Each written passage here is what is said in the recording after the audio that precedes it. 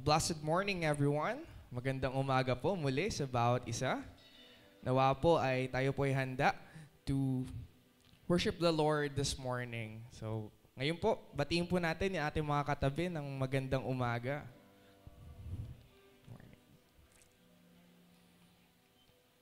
Welcome once again on our first service here at GCF Montalban. As we start, allow me to read to you the Word of God in the book of Psalms, chapter 33, verses 1 to 3. Sing joyfully to the Lord, you righteous. It is fitting for the upright to praise Him. Praise the Lord with the harp. Make music to Him on the 10-stringed lyre. Sing to Him a new song. Play skillfully and shout for joy. Let us come to the Lord in prayer. We thank you, Lord God, once again for this wonderful opportunity once again to worship you, to be in your presence, Lord God. Make our hearts right, Lord God, to listen to your word, to sing praises to your name, to be with fellowship, Lord God, with our fellow believers. Guide us, Lord God. Itama niyo ang puso ng bawat isa. All this we pray in Jesus' name. Amen. Magandang umaga po. Sama-sama tayong magpuri at magpasalamat sa Panginoon. Tumayo po tayong lahat as we sing praises and worship to the Lord.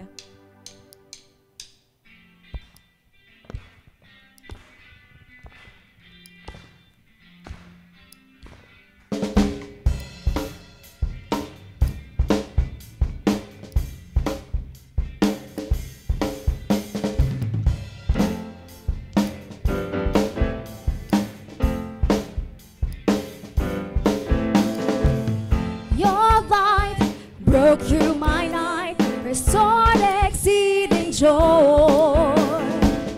Your grace fell like the rain and made the desert plain. You have turned my mourning into dancing. You have turned my sorrow into joy.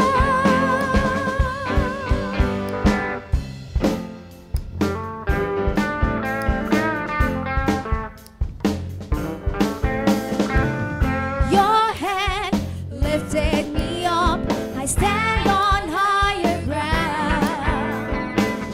Your praise rose in my heart and made this valley sing. You have turned my mourning into dancing. You have turned my sorrow into joy. You have turned my morning into dancing. You have turned my sorrow into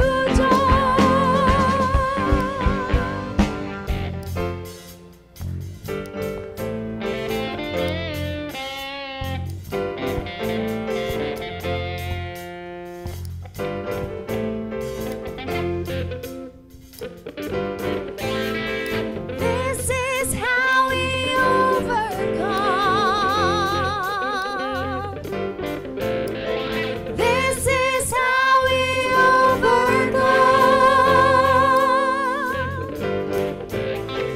This is how we overcome. This is how we overcome. Come on, church. This is how we overcome. This is how we overcome. This is how we overcome. This is how we overcome. This is how we overcome. This is how we overcome. This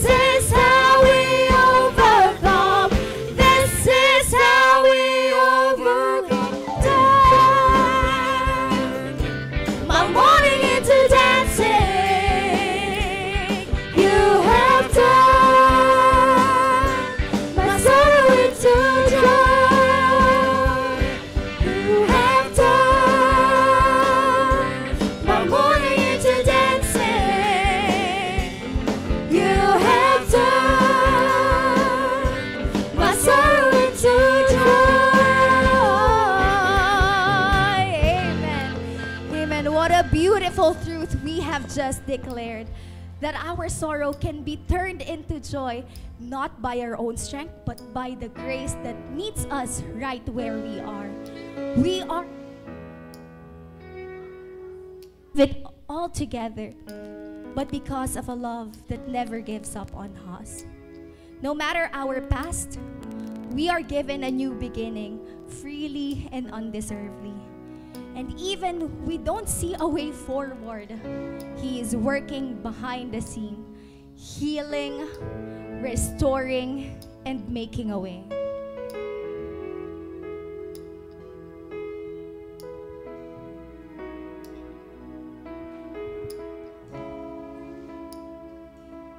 You are here, moving in our midst. I worship you. I worship you. You are here, working in the.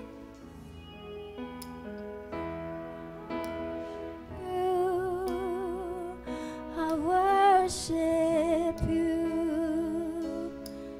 You are waymaker, miracle worker, promise keeper, light in the darkness. My God, that is who you are. You are waymaker, miracle worker, promise keeper, light in the darkness. My God, that is who you are.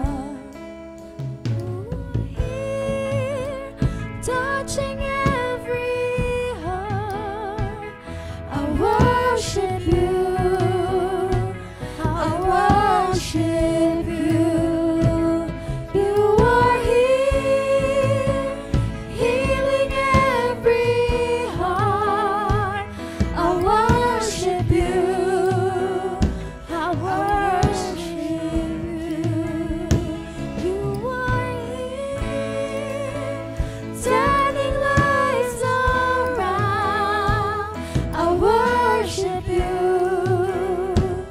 I worship you. Mending every heart. I worship you. I worship you. You are waymaker, miracle worker, promise keeper, light in the darkness. My God, that is who you are. Even when I don't see it, you're working. Even when I don't feel it, you're working. You never stop, you never stop working. You never stop, you never stop working. Even when I don't see it, you're working. Even when I don't feel it, you're working. You never stop, you never stop working. You never stop, you never stop working. Even when I don't see it, you're working. Even when I don't feel it, you're working. You never stop, you never stop working. You never stop, you never stop working. Even when I don't see it, you're working. Even when I don't feel it, you're working. You never stop, you never stop working. You never stop, you never stop working. Waymaker, miracle worker, promise keeper, light in the darkness. My God, that is who you are.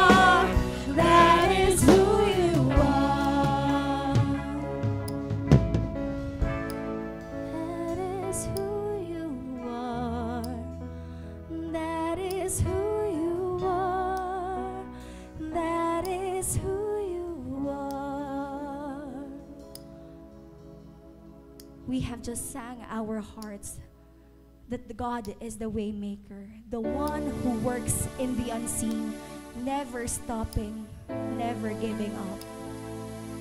Beyond the struggles, beyond our own stories, there is a throne, a place where all heaven and earth bow in awe.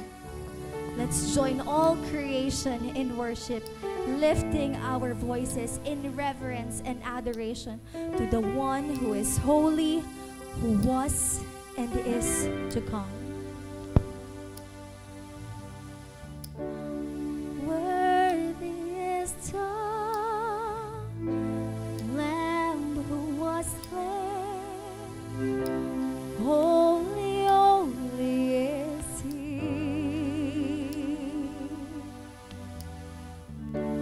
Sing a new song to Him who sits on heaven's mercy seat.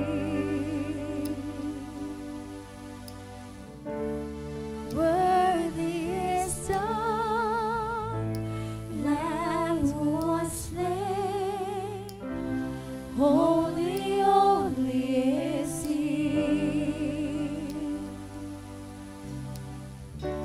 Sing a new song to Him who sits on heaven's mercy seat.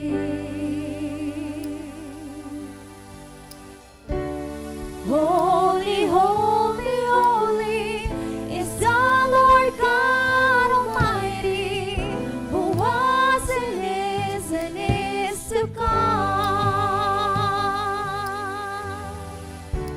With all creation I sing praise to the King of Kings. You are my everything, and I will adore you.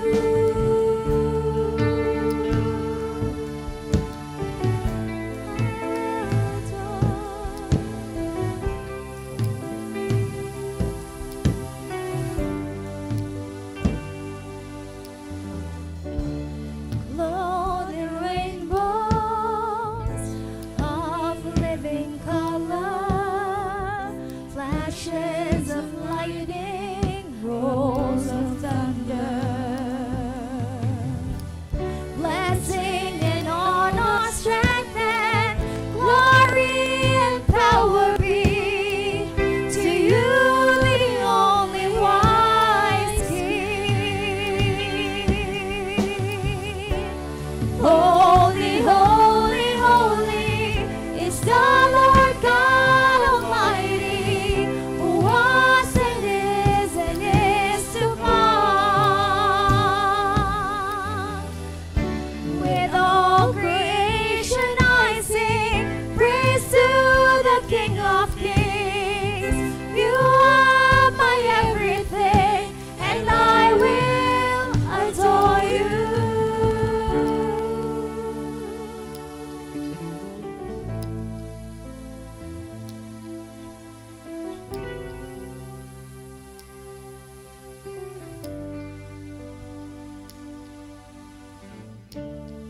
Filled with wonder, awestruck wonder, at the mention of your name. Jesus, your name is power, bread and living water, such a marvelous mystery.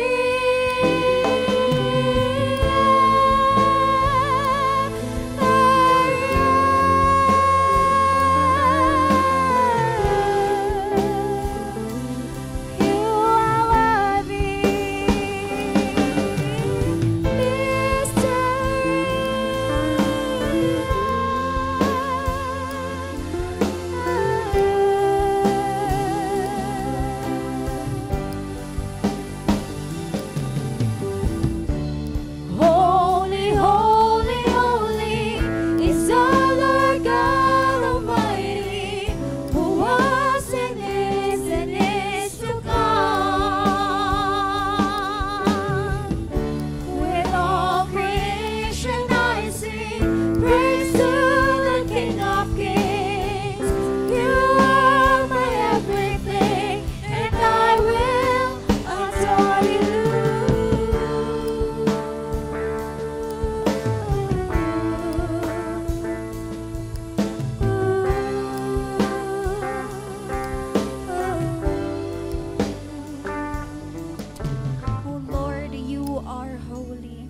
You are worthy of all praise, all honor, and all glory. Thank you for making a way for us to be restored, for turning our sorrows into joy, and for giving us the privilege to worship at your feet. May we walk in the freedom and grace you've given and live as people made right with you. In Jesus' name we pray. Amen.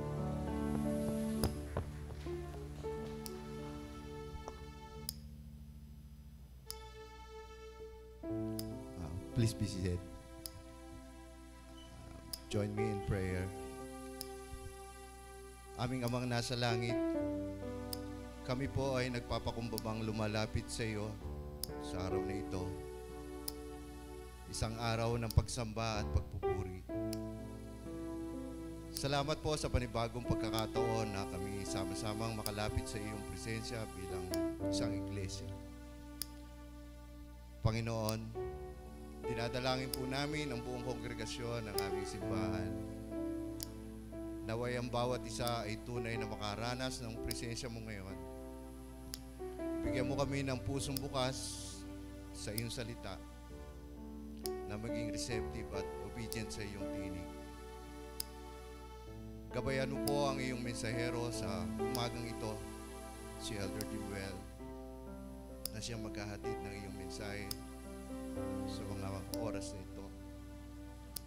Lord, bless our elders, deacons, worship leaders, our ministry workers, and all volunteers.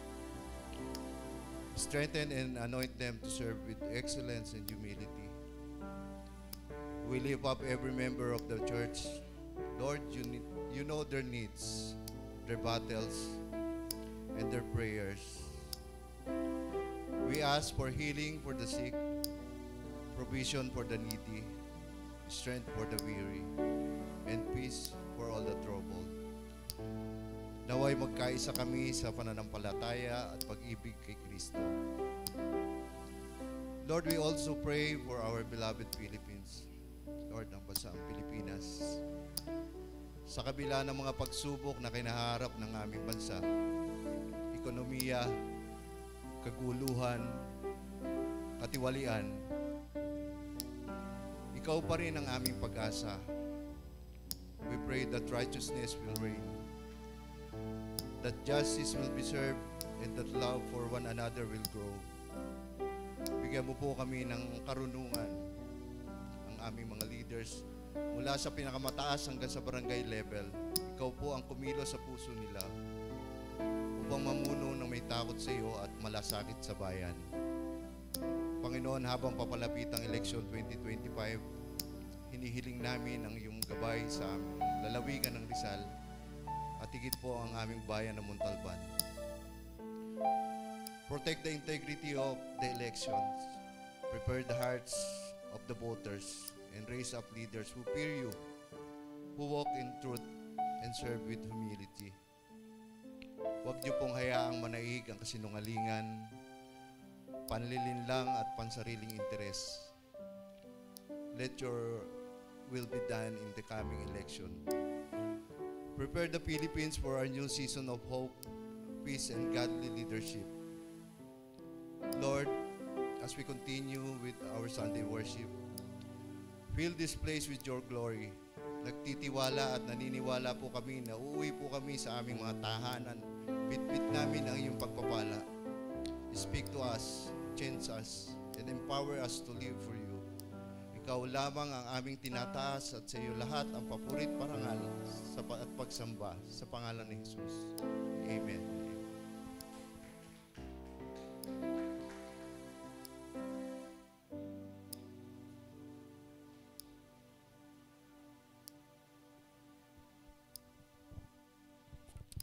Thank you very much, worship team and Sister Jem for leading us, as well as Deacon Roddy for our congregational prayer. And now we are informing everyone that at the same time that we are conducting our worship service, we're also having our Sunday school classes upstairs, in which we are inviting children 3 to 16 years old to join. But our little ones, ages 3 to 8 are maybe accompanied by their parents in going upstairs, and our Sunday school teachers would be waiting for them there. And now let us prepare ourselves as we worship God through our giving.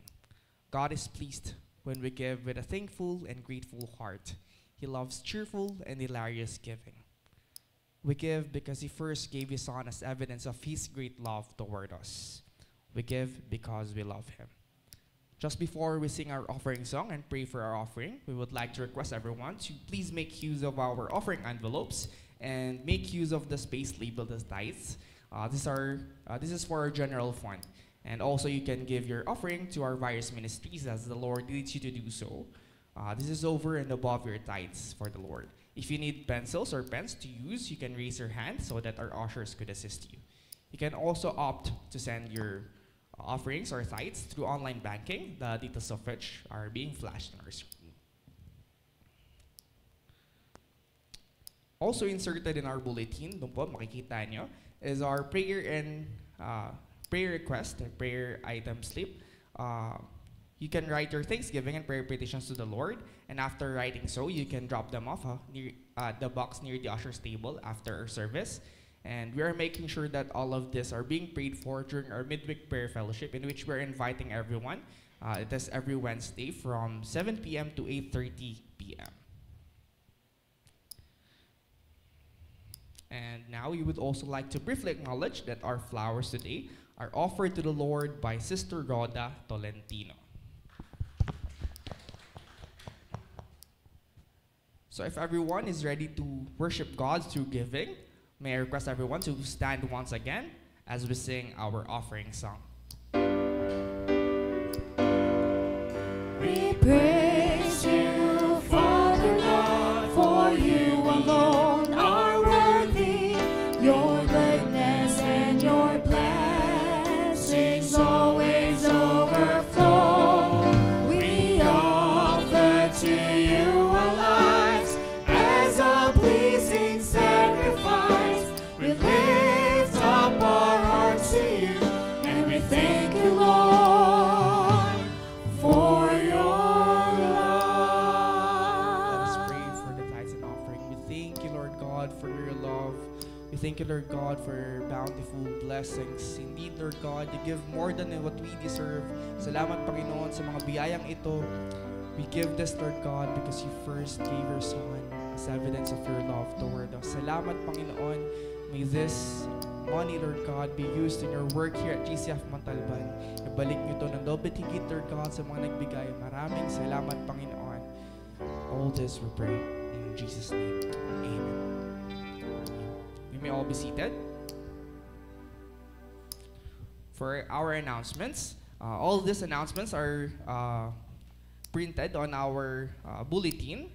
So may slip po dun sa inyong bulletin. So you can read them, and we will just run through each of it. So we have 7 announcements for this morning. So blessing po, ano? Meron tayong maraming announcements. So we have plenty of activities to look forward to. And for our first announcement, we would have a new Sunday service schedule. So ito po ay ma-adjust po yung ating first service from 8:30 to 9 a.m. So our first service would be from 9 a.m. to 10:30, and our second service 11 a.m. to 12:30 p.m. So bawal na po malate kasi na-adjust eh. And our second announcement is again about the breakfast fellowship of the Men on Fire. It is every third Saturday of the month, so reserve lahat po ng kalalakihan.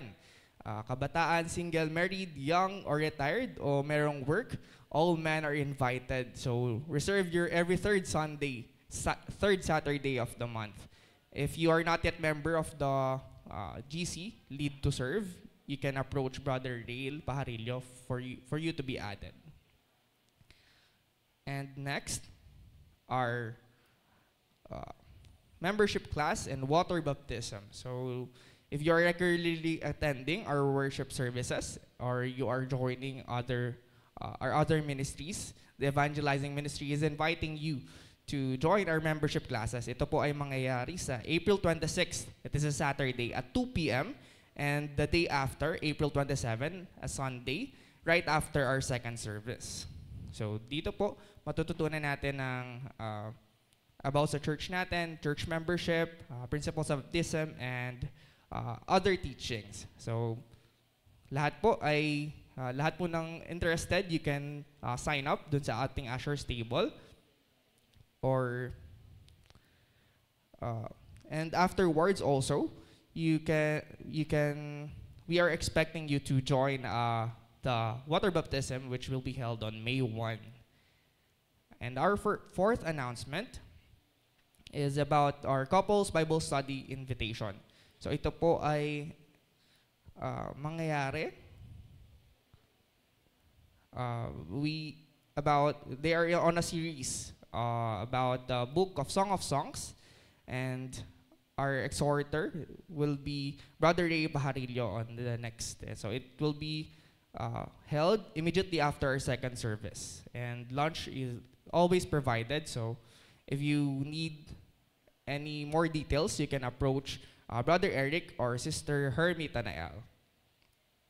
And our fifth announcement po is about our Sunday school teachers announcement, and they are excited to share a wonderful opportunity to serve right within our church.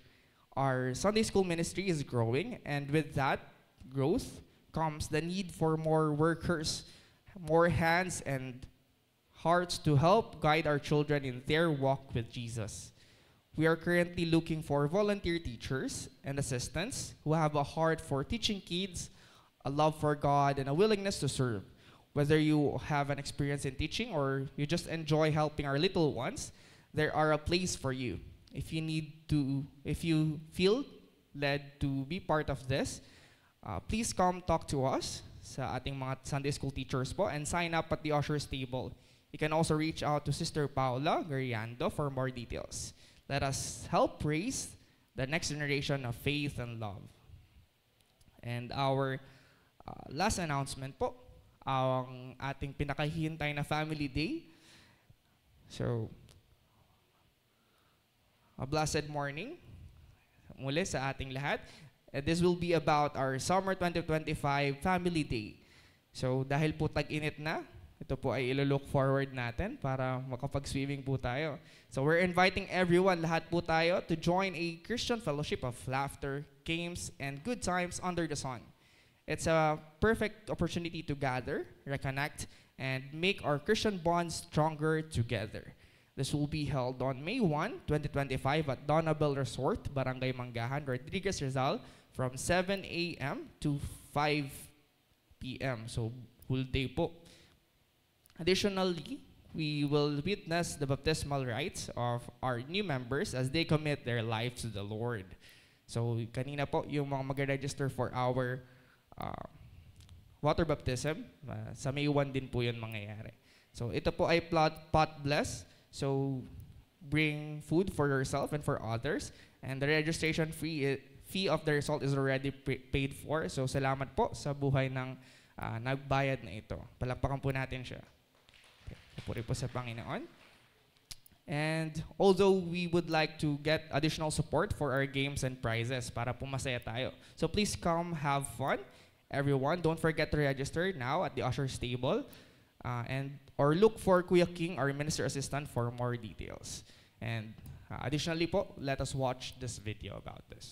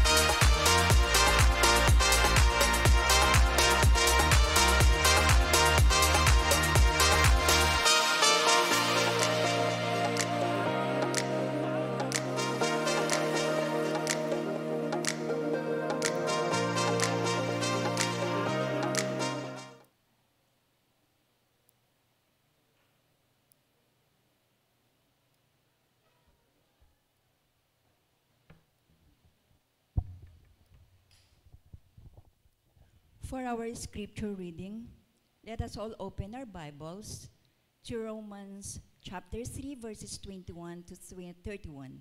Again, Romans chapter 3, verses 21 to 31. Let us all stand in reverence to God's word. Let us read God's word together in whatever Bible translations you may have.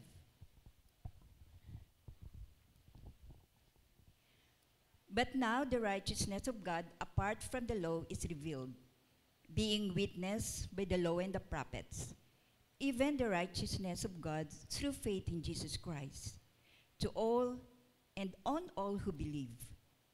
For there is no difference, for all have sinned and fall short of the glory of God, being justified freely by his grace through the redemption that is in Christ Jesus, whom God set forth as our propitiation by his blood, through faith to demonstrate his righteousness, because in his forbearance God had passed over the sins that were previously committed, to demonstrate at the present time his righteousness, that he might be just and the justifier of the one who has faith in Jesus. Where is boasting then? It is excluded. By what law? Of works? No, but by the law of faith. Therefore, we conclude that a man is justified by faith apart from the deeds of the law. Or he is the God of the Jews only? Is he not also the God of the Gentiles? Yes, of the Gentiles also. Since there is one God who will justify the circumcised by faith and the uncircumcised through faith. Do we then make void the law through faith? Certainly not. On the contrary, we establish the law. May the Lord add blessings to the reading of his word. Please be seated.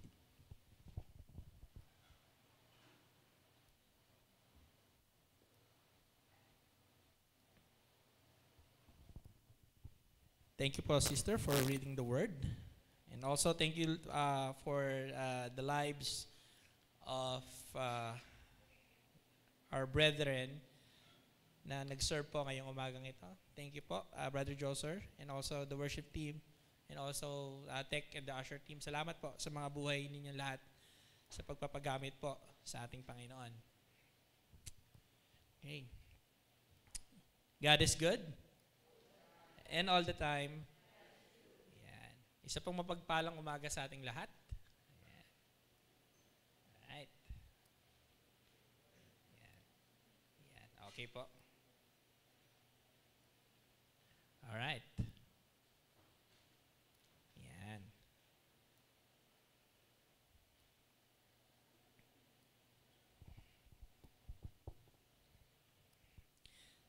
So, the term Lenten or Quaresma is a Greek word. Okay, in Greek it says great for tea. Okay, so in Greek that is what Megeli Tesarakotsi, Kosti, or the Great 40.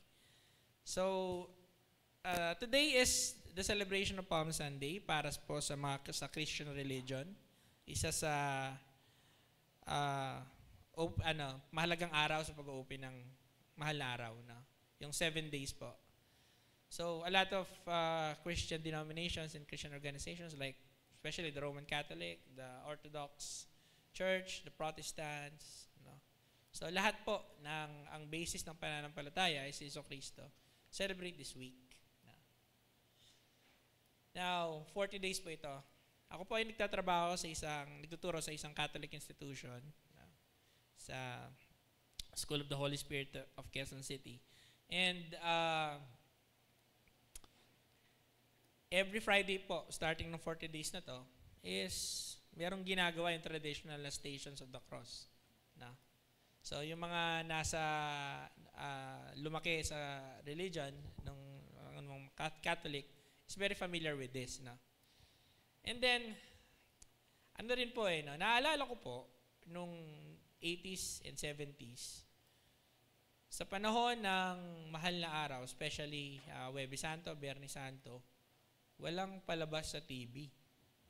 Naalala niyo po ba yan? Wala kang mapapanood. No? Napakapalad ng mga bata ngayon because yeah, they have their cell phones, yeah, Netflix and all. Wala ka talagang malalaman kundi ang mag-ayuno, no? No, so mag-reflect. But same thing din, marami ka ring ang maririnig mo sa kapitbahay yung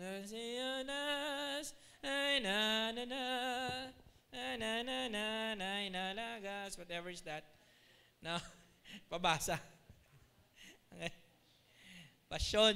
Ayan po.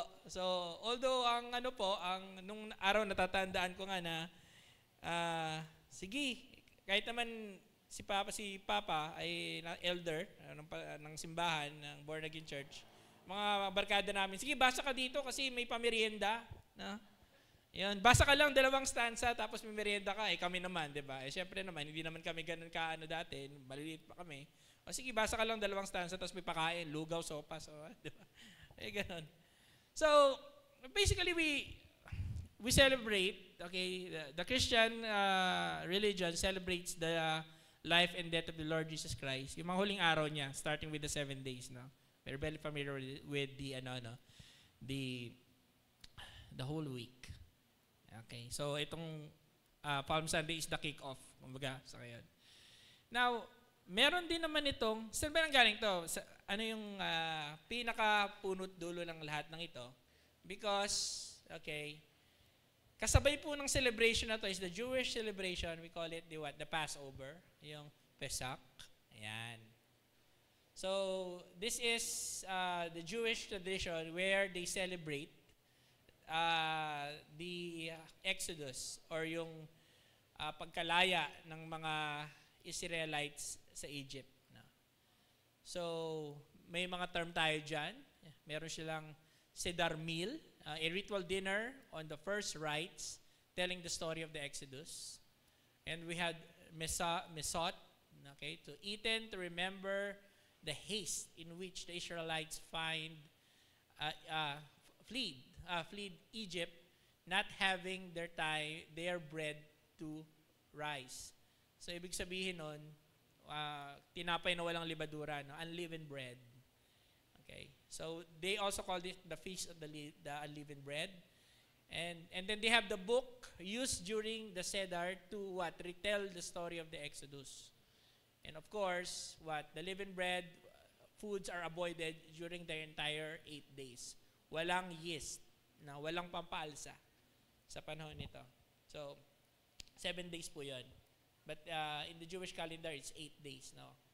Kasama yung preparation. So, napaka-importante po ng 2 date na ito sa mga Kristiyano na niniwala kay Jesucristo at sa mga Jewish because this has become the foundation ng pananampalataya. Pero, nakakalungkot isipin na actually 2 bagay na pinag-uusapan. Two things na magkapareho yung celebration na ito. Isa na yun, salvation. Tama po ba? Kalayaan. Pagkakaligtas. Pagkakaligtas ng mga Hudyo sa Egyptian Empire at pagkakaligtas naman ni Kristo sa sangkatauhan. And then, there's a common thing, the blood of the Lamb. 2.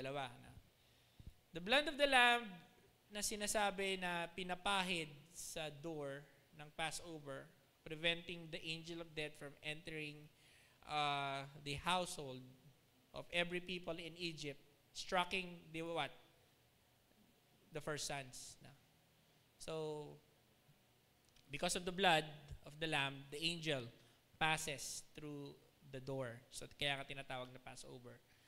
And also, sa Old Testament, as a New Testament, ito naman ay si Kristo, the Lamb that was slain. Pero nakakalungkot isipin po na sa ibang mga relihiyon, especially sa pinakamalaking religion sa buong Pilipinas, Okay? It's all about what? Good works or following the laws and tradition. No? So, made right with God. Sapat na ho ba ang mga mabubuting gawa? Sapat na ho ba ang ating yung pag-aayo, no? Pagkain ng munggo lang, tama po ba nung bawal baboy during Friday, and then observing the Lenten season, gaya ng ginagawa ng ating mga kapatiran.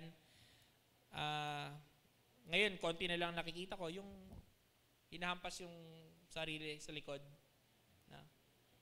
So, may ilan-ilan nakikita ko, pero sometime in 90s and 80s, makikita mo sila nagpaparada sa highway.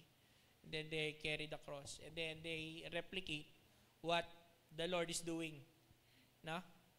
Sapat na ba yun? Sa Pampanga, nagpapapako pa nga eh. No? So, they have this tradition of replicating what the Lord did. Is that the way na ino-honor natin ng Panginoon? No? Tama ba yun para sa ating kaligtasan ng kaluluwa? Pag-aralan po natin yung mga verse na ito. It is very common po para sa ating mga matagal ng mananampalataya. Pero hindi rin naman masama na lagi nating alalahanin, no? Yung pinaka-basis ng ating salvation. Now, bakit po kaya hindi nagiging malalim or ang mga tao sa pananampalataya? No? Or bakit kaya napakababaw ng pagkakaintindi nila sa kaligtasan? Una sa lahat po sa tingin ko, dapat kilalanin natin ang ating Diyos. Kung sino ba talaga siya. Ano ang kanyang capable gawin? Ano yung standard ng Panginoon? Number one, the God is the holy God who hates sin. Okay? God is the holy God who hates sin. No?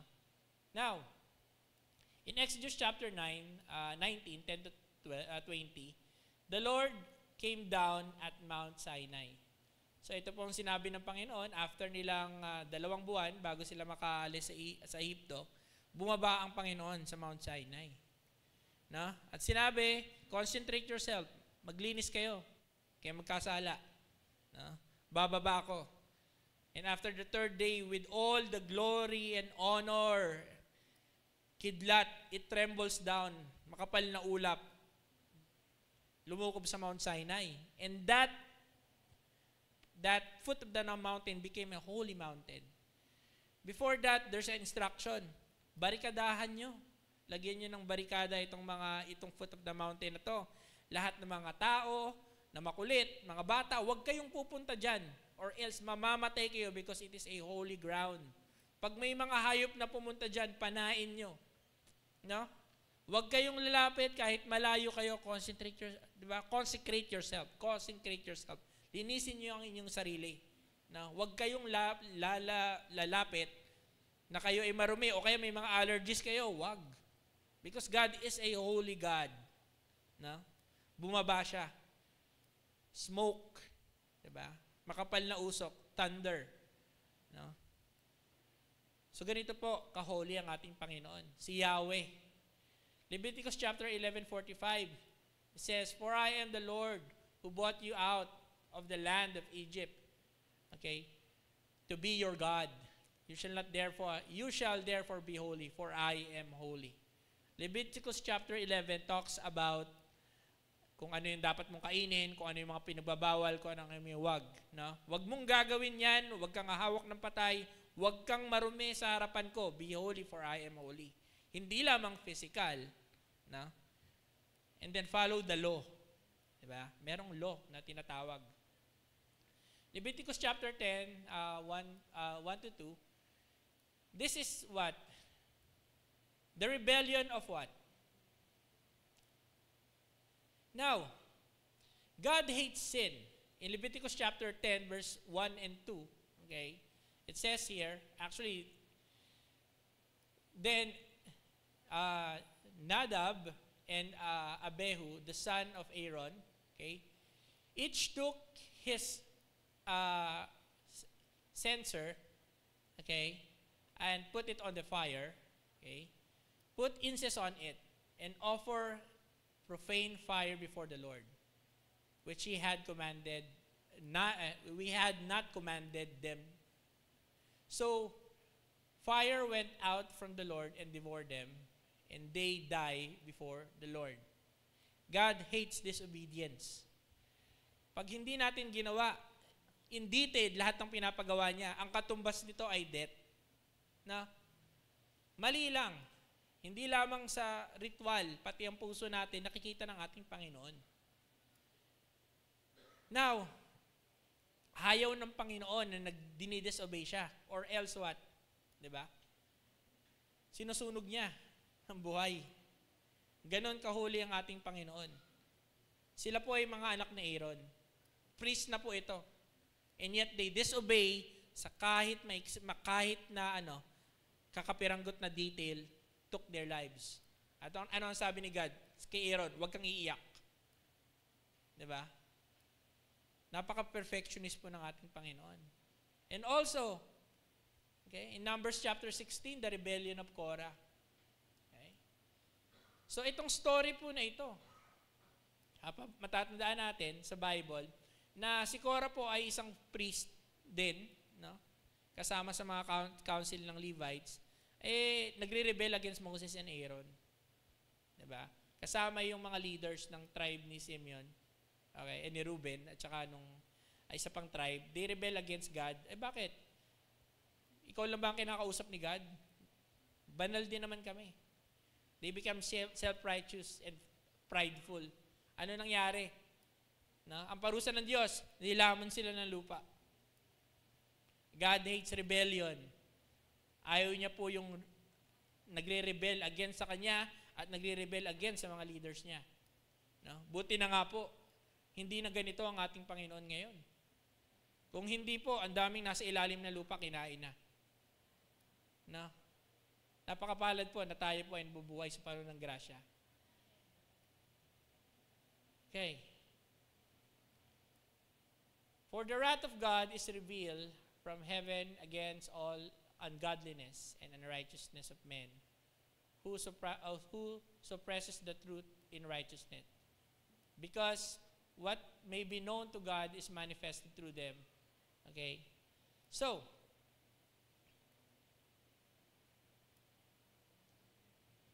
God hates sin. Okay? Now, sabi dito, yun po ay mga malalaking kasalanan. Paano naman yung mga maliliit? Okay? The 6 things the Lord hates, okay, 7, abomination, a proud look, a lying tongue, hands that sheds innocent blood, a heart that devises wicked plan, feet and swips in running to evil, false witnesses who speaks lies, and one who saw discords among brethren. Hindi lamang pala yung mga malalaking kasalanan, pati maliliit din. Kung napapansin niyo po, sa Ten Commandments, ano po yung nakalagay doon? Sa Ten Commandments po, thou shalt not have other gods. No? So dapat, nakalagay sa Ten Commandments, you shall not have no other gods before me, and you shall not make yourselves an idol, and you shall not, okay, misuse the name of the Lord in vain in Exodus chapter 20. Nakalagay dito, you shall not murder, you shall not commit adultery. Okay? So kung napapansin nyo ito, this is the law that prevents us human from taking something sa ating mga kapatiran or from taking something from someone. Tama po ba? Huwag kang mangunguha. Thou shall not steal, thou shall not commit adultery. No? You shall not have no other gods before me. Wala kang ibang Diyos-Diyosan because by doing so, you are robbing what? The praises and the glory of God at binibigay mo sa iba, yung pagsamba, ninanakaw mo. So, you shall not steal. You shall not give false witnesses. Inaagaw mo. Tinatanggalan mo ng integrity yung mga tao na nasa paligid mo by what? Yung mga kamag-anak mo or ibang mga tao sa pagitan ng paninirang puri, tinatanggal mo sa kanya. Lahat po ng 10 Commandments is basically, is what? Things na tinatanggal yung mga bagay sa isang tao. Nakakalungkot po, di ba? Now, ito po. You're very familiar with this movie, tama po ba? Di ba? By, So, kada na lang, by Cecil DeMille. Di ba? Very familiar. So, this is Exodus chapter 20 verses what? 1 to 17. Kita nyo naman po, di ba? Remember the Sabbath day. Di ba? Pag hindi natin ginagawa yan, tinatanggal natin yung Lord's Day para sa Kanya. God hates that. So this is the sin of pride. The 10 Commandments, pinapaalala sa atin na, yeah, I am the God. And ayoko na nangunguha kayo ng mga bagay. Nangunguha ka ng asawa ng iba. No? Nangunguha ka ng property ng iba. Napakahirap sundin po nito because kahit sa maliliit lang na bagay, ay hindi natin nasusunod. Now, balik po tayo dito. Okay? Sabi nga dito, for the wrath of God is revealed from heaven against all ungodliness and unrighteousness of men who suppress the truth in unrighteousness. Tingnan po natin doon sa verse na to. At nandyan din po yung mga bagay na malalaking bagay. Murder, stripes, deceit, evil-mindedness. Even, they are whisperers, no? So backbiters, violent, proud, boasters, inventors of evil things. And sabi dito sa last verse, number 32, who knowing the righteous judgment of God, that those who practice such things, okay, are deserving of death. Not only do the same, but also approve those practices.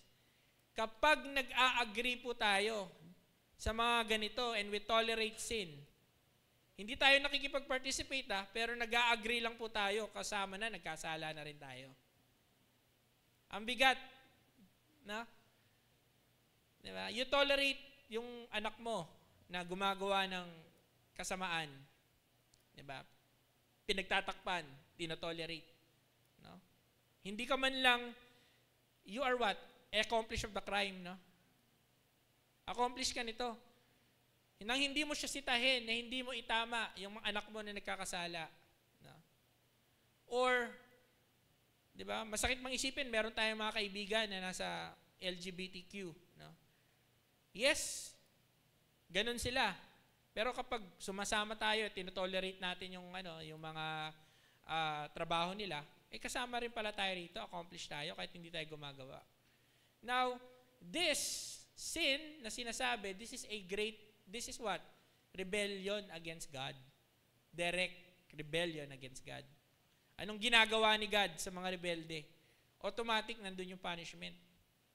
Kaya nga po, okay, last January, nagkaroon ng great fire sa LA, sa Hollywood. Lahat ng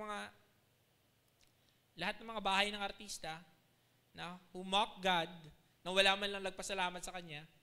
Okay? The issue is, okay, sino yung mga greatest shout out? No? And then, nakalagay, God, the creator of the universe, 0 shout out. And then, nagtawanan yung mga tao. And then what? After a week, lahat ng mga bahay nila, what? 30 million, 100 million cost ng bahay, nawala lang. God ay hindi papayag na i-mock siya. At hindi ito tolerate yung mga ganyang klaseng sin. No po?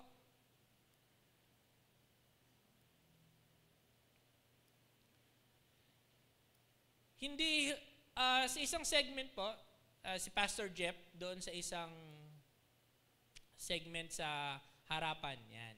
Sikat ito kasi lumabas ito sa social media.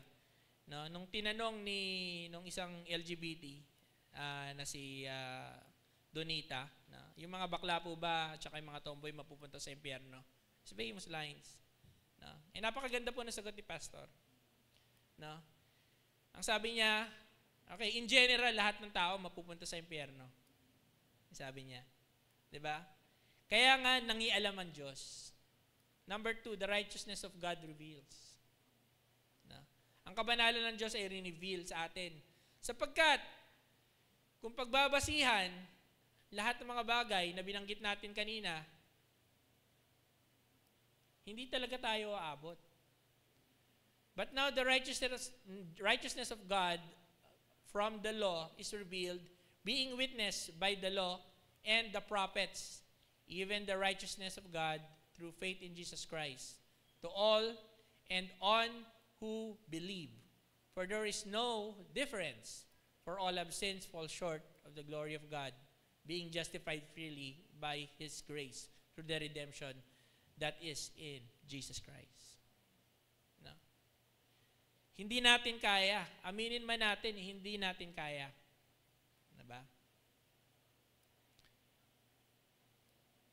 Yung manlait nga lang tayo ng kapwa di ba? Luma yung kotse mo. Imagine that. Di ba?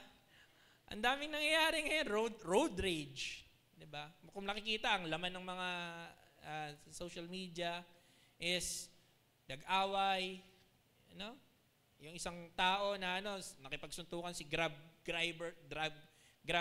driver sa ganito, delivery, di ba? Or mga gitgitan sa kalsada.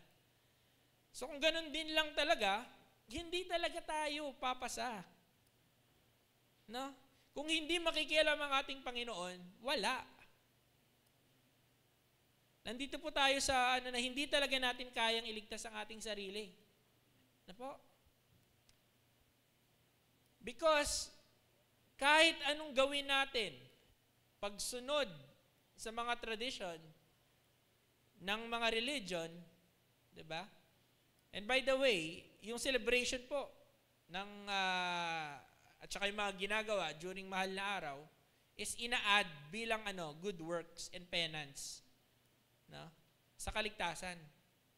But malinaw po na sinasabi ng ating Panginoon, no? For all have sinned, fall short of the glory of God. Walang kahit anong klaseng offering na pwede. Walang kahit anong mabuting gawa na pwedeng ibigay o gawin ng tao para sa kanyang kaligtasan. Kaya nga po nangialam ang ating Panginoon. Nangialam si Yahweh because hindi talaga natin kaya. Kung sa lente ni Yahweh, ni God the Father, ng Diyos na banal, siya sisilip sa bawat isa sa atin, it's either sunugin tayo ng buhay o kainin tayo ng lupa. No? Ang sama naman ni God. Bakit siya masama? He is God. He defines good and evil. No? Diba? Sa mga anak ni Aaron, ano ba namang masama sa ginawa? Konting pagkakamali lang, sinunog mo ako ng buhay. No? Because He is God. No?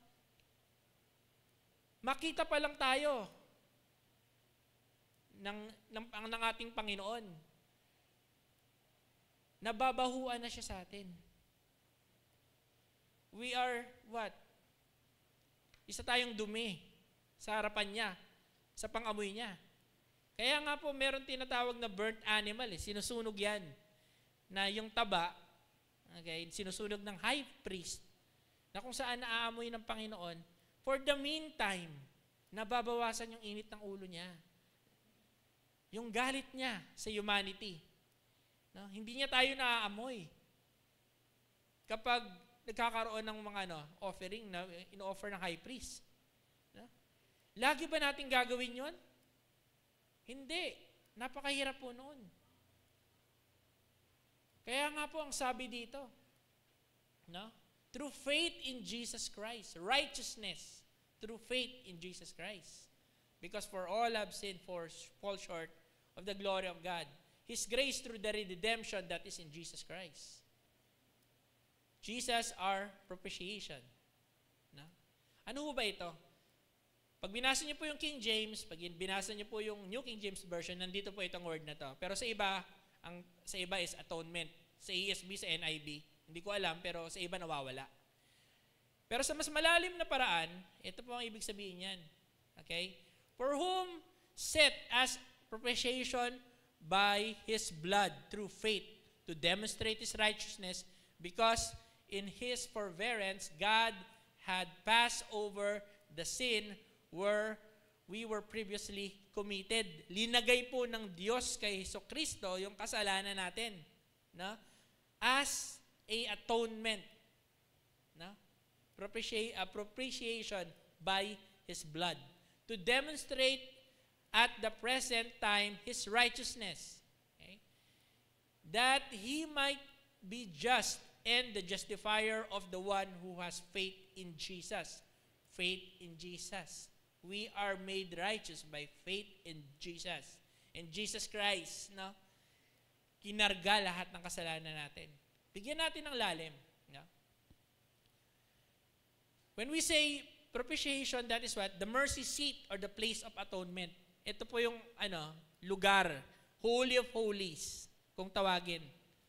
No? Kung saan ang high priest ay nililinis once a year, no? Pumapasok sa Holy of Holies para to atone the sins of the Israelites. Now, and He Himself is the propitiation of our sin, and not from ours only, but also for the whole world. Hindi na lamang po, malinaw po na sinabi sa Biblia na hindi lamang para sa Hudyo, kundi para rin sa mga Hintil, para po sa ating lahat. Okay? And in this is love, not that we love God, but that He loved us and sent His Son to be the propitiation of our sin. No? Ibig sabihin pala, kahit na mahal natin si God, hindi talaga sapat yun. Kilala mo lang. No? Ang daming sinasabi, mahal ko ang ating Panginoon. Kaya lagi ako nagbibigay ng flower offering. No? Mahal ko ang ating Panginoon. Marami nagsasabi na mahal nila ang ating Panginoon at naniniwala sila sa ating Panginoon. Pero hindi yun sapat. Ang sapat is yung pagmamahal ng Panginoon sa atin. No? Again, sabi nga dito, when we say propitiation of our sins, making amends for our sin, appeasement, okay? Calming and satisfying the anger or wrath. Dahil po, kay Jesucristo, yung masamang amoy natin, yung masamang amoy po natin, nawala po yan sa pamamagitan ng ating Panginoong Jesucristo. No? Hindi na po siya tumitingin sa lente niya, sa pagtingin niya. Sa pamamagitan po ni Jesus, pag tinitingin na niya tayo, okay, we are made holy. So kung hindi po tayo tiningnan ng Panginoon, ng Diyos, no, na kasama si Jesucristo, wala po tayo. Magagalit at magagalit po siya sa atin. No? Removal or cleansing of guilt through sacrifice. Reconciliation, restoring the right relationship between God and man, and satisfaction, fulfillment of justice and righteousness, or righteous demands. So lahat po ito, itong word na ito, no, na-satisfy po. No? Quits na, we're being justified sa paningin ng ating Diyos. And substitution, ito po yung mahalaga. One taking the place of another, Jesus did it for us. Pinako po ang ating Panginoon. No? Lahat po ng kasalanan ng sanglibutan, linagay sa ating Panginoon at siya po ang pinako sa krus. So that is po, we call it the doctrine of substitution. Justified by faith. Now, where is boasting then? It is excluded. By what law? Or of works? No, but by the law of faith. Wala na po yung law ng Old Testament. So kahit hindi na natin kinakailangan na yung mga batas na binigay ni God ay maging basis. no? Pag-aalay, paglilinis, na ayon sa batas ng Old Testament, hindi na ito. By the law of faith, pananampalataya lang po. Therefore, we conclude that a man is justified by faith apart from the deeds of the law. Okay? So we are justified through faith po. Pananampalataya lang po kay Jesucristo. Or, He is the God of the Jews? Is He not also the God of the Gentiles? Yes, of the Gentiles also. Hindi lamang po nilimit ng Panginoon sa Passover, no? Kaya nga po, inalaw ni God na si Jesus Christ ipako sa panahon ng Feast of the Leavened Bread or ng Passover. Sapagkat gusto niya po, no, na ipaalam sa history ng sangkatauhan na si Jesucristo po ay namatay para sa ating kasalanan. No po? Ipinako niya po itong event na ito. So dapat ba nating i-commemorate ang Holy Week? Evangelical Christians, usually they celebrate the Black Friday, kung tawagin, na? At saka yung Easter, yung pagkamatay at saka pagkabuhay. Because ito pong dalawang event na ito ay napaka-importante sa ating pananampalataya. Importante pa sa Christmas. Sapagkat ito po ay katuparan ng propesiya ng pangako ng Panginoon na kaligtasan. Apo? Because hindi natin kaya, no? Dahil sa pamamagitan ni Jesucristo, we are made righteous. Do we then make void of the law through faith? Baliwala ba? Hindi na ba natin susundin yung 10 Commandments? Hindi na ba tayo gagawa ng mabuti? Na po?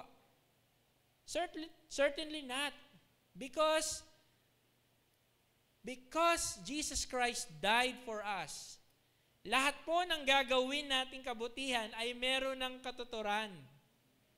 Amen po ba? It will not be in vain anymore. No? Kasi hindi natin kaya. Kaya po, kaligtasan muna bago yung pagsunod at mabuting gawa. Di ba po? Yun po yung produkto ng ating kaligtasan. Now, justification is by faith alone, not by works of the law. Amen po ba? We've been justified. Jesus' sacrifice fulfills God's justice and offer grace to all. Sabihin po natin sa ating mga kapatiran, sa ating mga kamag-anak, no? Na kapatid, niligtas ka ni Jesucristo. Ito po yung tunay na essence ng pagse-celebrate natin or pag-aalala natin sa ginawa ng ating Panginoong Jesucristo. Yeah. Faith upholds the law and unites all people under God's plan of salvation. Para sa buong mundo, para sa sangkatauhan, mapa-Jews man yan o hintil, we are saved by the blood of the Lamb. No? And we are justified and made righteous by faith in the Lord Jesus Christ alone.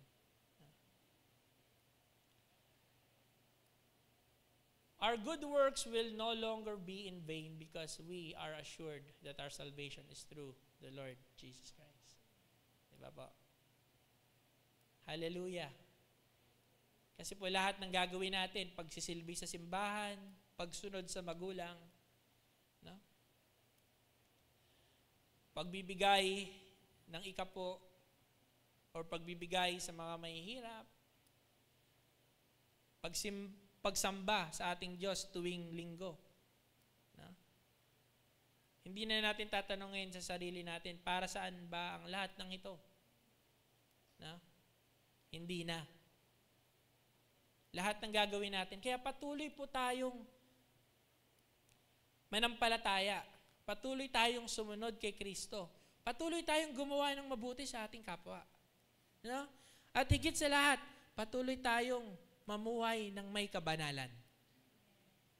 Amen po ba? Praise the Lord. Sa pagtatapos po ng mensaheng ito, at tinatawagan ko po yung worship team. No? And I want you to sing this song with me. Tayo po. Okay.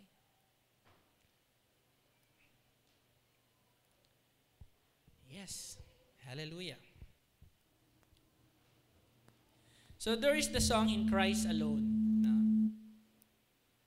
So I really like the message of this song because sinabi na po sa kantang ito ay binanggit lahat. Napakakompleto ng doktrina ng song na ito. It tells the story. Okay? And it's the basis of our faith. Yes. Hallelujah. So, now you may mag-put it. Shall we all stand? In Christ alone, my hope is found.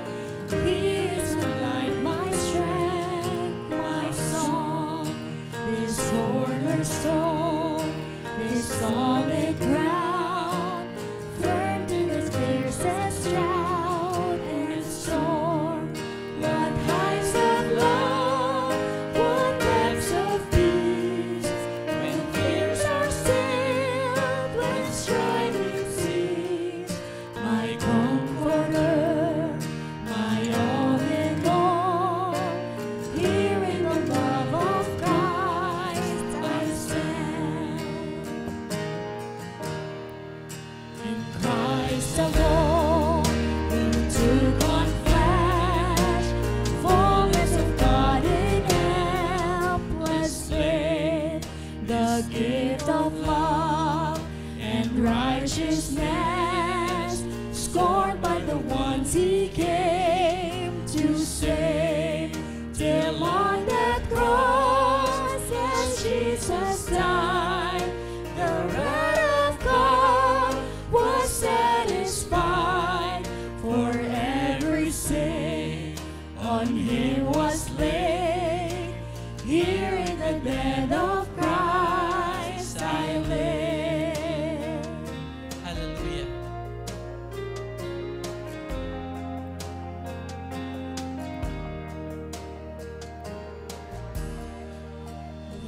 In the ground his body lay, light of the world by darkness slain, and merciful in glorious days, up from the grave he rose again, and as he stands in victory, since first has lost its grip for me, for I am his and he is mine, brought with the precious blood of Christ.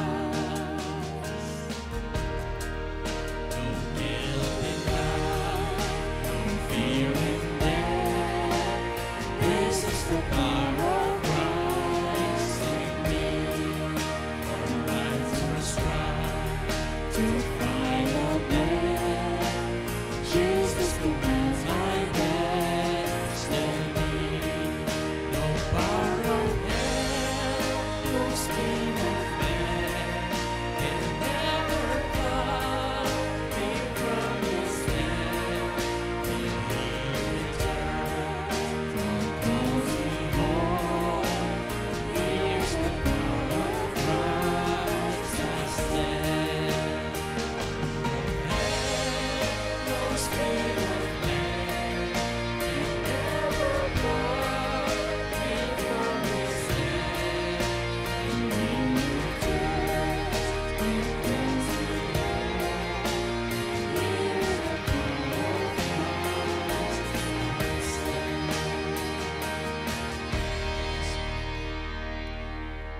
Hallelujah, Panginoon. Maraming salamat, Panginoon, sa mensahe, Panginoon, ng kaligtasan, Panginoon, O God. Salamat, Panginoon, O Lord God, sa pagkakataon, Panginoon, sa pagkakataong ito, O Lord Jesus. Salamat, Panginoon, dahil hindi na muli, Panginoon, namin kinakailangan gawin ang mga bagay, Panginoon,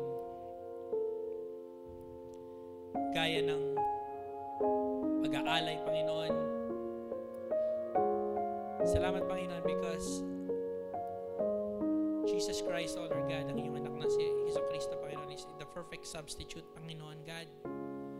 Pinako sa amin, Lord God, sa krus, O Lord God, para sa aming mga kasalanan. Lord, patuloy niyo po kaming samahan, Panginoon, O God. At patuloy niyo pong palaguin kami, Panginoon, sa aming pananampalataya, Panginoon, O God. Samahan niyo kami sa aming buhay, Panginoon, O God. Na patuloy kaming lumalim, Panginoon, God, sa pananampalataya sa inyo, Panginoon. Patuloy na mamunga, Panginoon, O God. At higit sa lahat, Panginoon, patuloy naming i-share, Panginoon, ang inyong salita, Panginoon, na mabuting balita ng kaligtasan. At makilala ka, Panginoon, O God, ang inyong perpektong kaligtasan na binigay sa amin.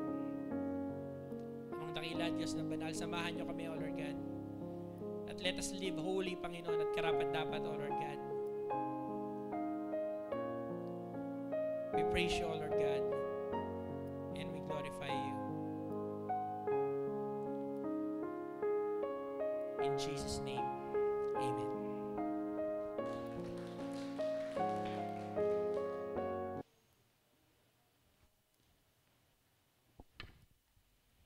Thank you very much, Elder Jimwell. Please remain standing.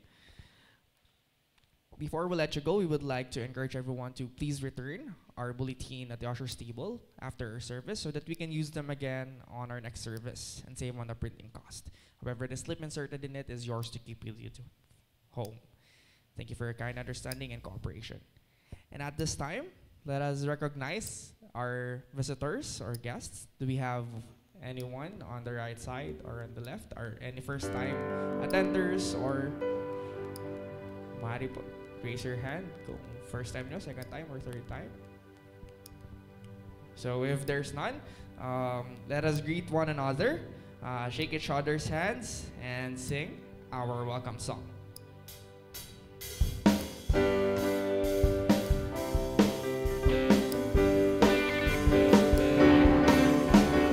Welcome you today to our fellowship. We are glad to see you share your heart with us. As a family, we'll grow together, worshiping our Lord and King with all our hearts. We welcome you to GCN.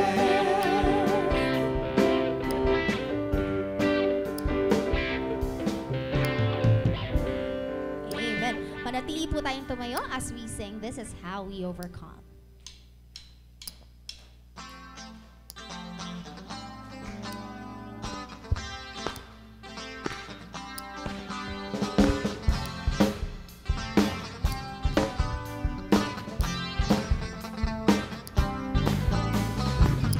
Your light broke through my night, restored exceeding joy. Your grace fell like the rain and made this desert clear. You have turned my mourning into dancing. You have turned my sorrow into joy.